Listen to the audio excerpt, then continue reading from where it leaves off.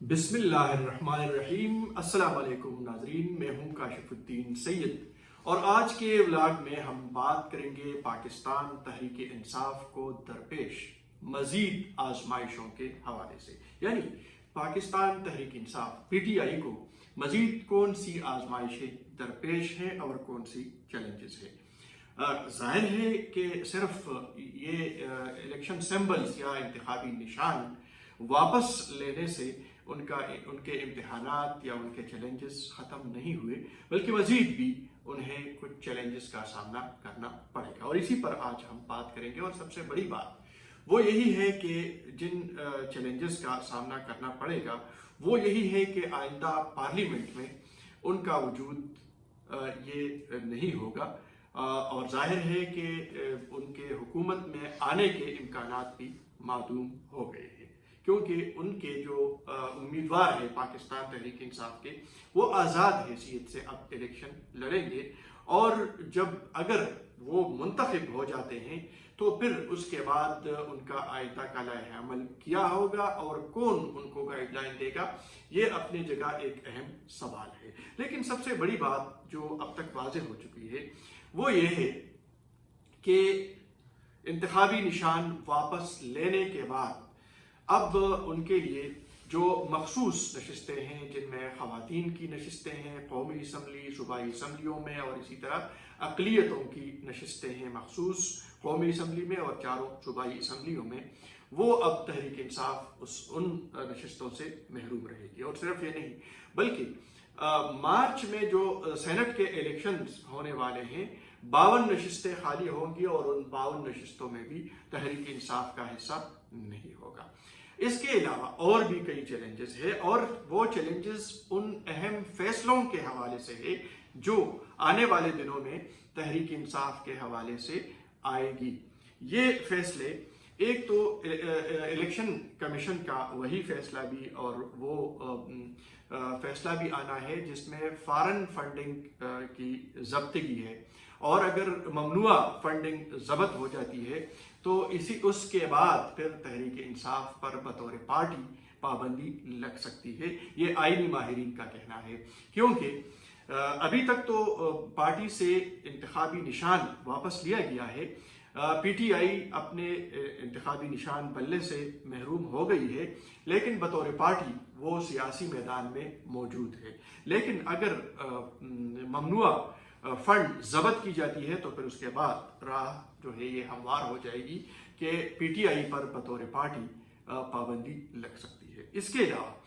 کچھ اور کیسز بھی ہیں، جن میں اہم کیس وہ 9 مئی کے واقعات کے حوالے سے ہے، اور اس سلسلے میں ایک اہم کمیٹی جو بنائی گئی ہے، اور اس کمیٹی کی جو رپورٹ آئے گی وہ لگتا یہی ہے کہ 8 فروری کے بعد ہی آئے گی، 8 فروری سے پہلے اس کا آنا مشکل ہے، اور یہ فیصلہ بھی آنے والی حکومت کرے گی۔ اس کے علاوہ پاکستان تحریک انصاف کے بانی عمران خان کے حوالے سے کچھ کیسز جو عدالت میں اس وقت بھی زیر سماعت ہیں مختلف عدالتوں میں، جن میں نکاح کے حوالے سے، عدت کے دوران نکاح کے حوالے سے کیسز ہیں، اور دیگر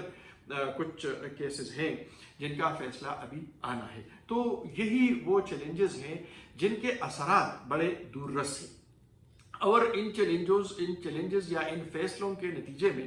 جس صورتحال کا سامنا کرنا پڑ سکتا ہے وہ تجزیہ کاروں کے مطابق 2028 کے الیکشن میں بھی پی ٹی آئی کے لیے مشکلات ہوں گی۔ اور پھر دیکھنا یہ بھی ہے کہ جن قوتوں نے انتخابی نشان واپس لینے کی کوشش کی ہے اور جس کے لیے راستہ ہموار کیا ہے، کیا وہ قوتیں اب خاموش بیٹھ جائے گی، آرام سے بیٹھ جائے گی؟ ایسا بالکل نہیں ہے، بلکہ وہ قوتیں اپنی مزید کوششیں جو ہیں وہ جاری رکھے گی، اور مزید اہم فیصلے بھی تحریک انصاف کے حوالے سے آنے والے ہیں۔ اس کے علاوہ کچھ تجزیہ کار یہ بھی کہتے ہیں کہ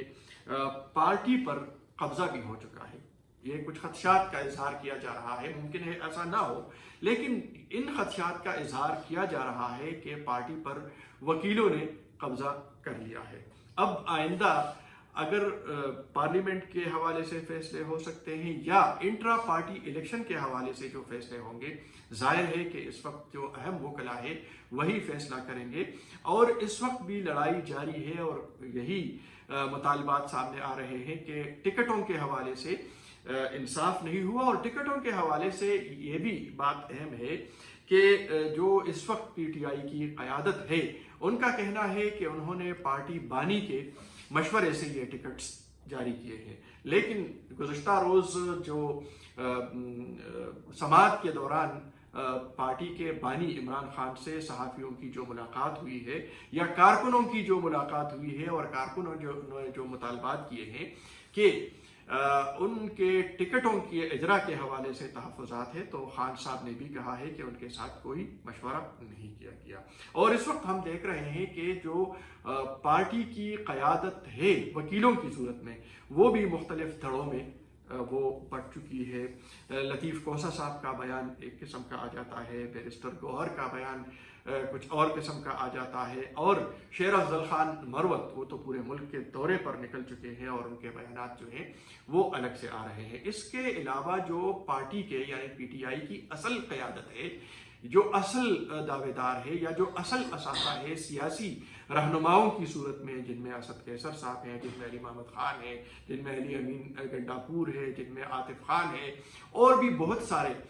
نمائندے ہیں جو ابھی یا تو انڈر گراؤنڈ ہے یا کچھ مقدمات کی وجہ سے یا کچھ اور معاملات کی وجہ سے وہ سامنے نہیں آ سکتے یا ان کو سائیڈ لائن کیا گیا ہے، تو ان کا دھڑا بھی مضبوط ہے اور وہ بھی اس وقت اپنے انتخابی مہم میں مصروف ہے، اور انہیں جس مشکل سے دوچار کیا گیا ہے سمبل کی صورت میں، انتخابی نشان کی صورت میں، تو اسی چیلنجز کا وہی سامنا کر رہے ہیں انتخابی میدان میں۔ اس کے ساتھ ساتھ ایک چیلنج یہ بھی ہے کہ جو نشانات الاٹ کیے گئے ہیں وہ مضحکہ خیز قسم کے ہیں، اور یہی وجہ ہے کہ مختلف عدالتوں میں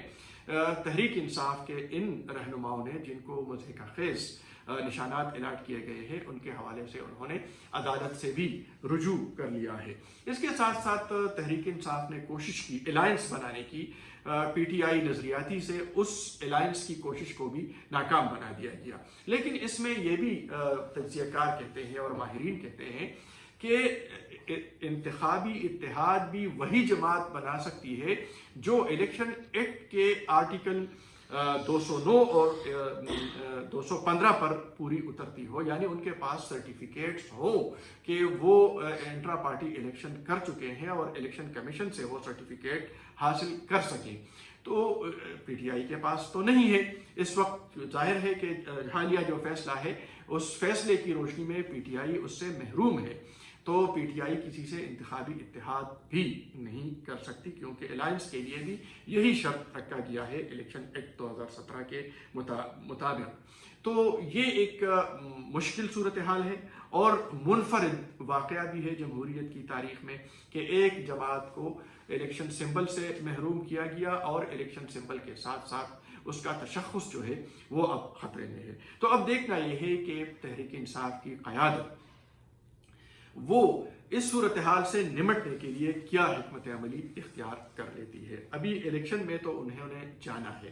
اور ان کے راستے میں مزید رکاوٹیں بھی آئے گی، الیکشن سے پہلے بھی مزید کچھ رکاوٹیں آ سکتی ہے، کیونکہ جن قوتوں نے حالیہ جو فیصلہ لیا ہے وہ مزید بھی کچھ فیصلے لے سکتی ہے۔ لیکن امتحان ہے تحریک انصاف کی قیادت کا، موجودہ قیادت کا، کہ کیا وہ اس آزمائش سے کس طرح نبٹتی ہے، وہ ان چیلنجز کا سامنا کس انداز میں کر سکتی ہے، آیا وہ جذباتی ہو کر تصادم کی راہ اختیار کر لیتے ہیں یا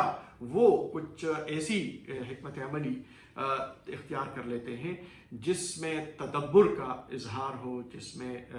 ایک ایسی سیاسی بصیرت کا اظہار کیا ہو۔ یہ آنے والے دنوں میں واضح ہو جائے گا۔